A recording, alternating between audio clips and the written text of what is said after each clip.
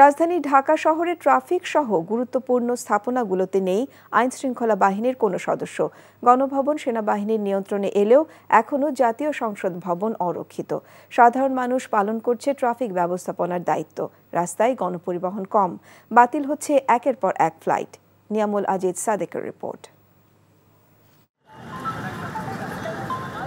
জাতীয় সংসদ ভবন, ভেতরে ঢুকে পড়েছেন হাজারো জনতা। পরিবার পরিজন নিয়ে বেড়াতে এসেছেন অসংখ্য মানুষ। দক্ষিণ প্লাজায় নিজেদের স্মৃতিকে ধরে রাখছেন। গণভবনে ঢুকতে না পারলেও আশপাশের রাস্তায় সাধারণ মানুষের নিয়ন্ত্রণে।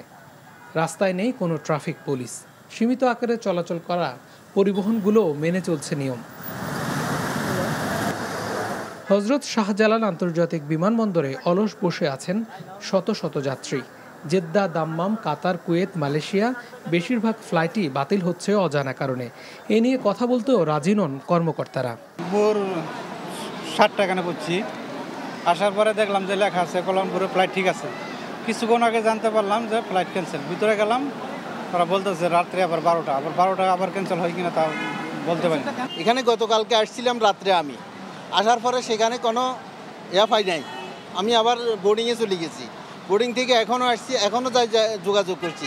বলতেছে এখানে ভাই আমাদের কিছু করার নাই, তারা বিমান নিয়ে আসলে তখন আমরা এখানে আপনাদেরকে না, এখনো বিমান আসে নাই।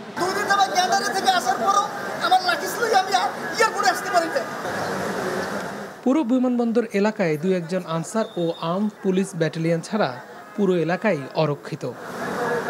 Niamul Aziz Sadek, NTV news, Dhaka.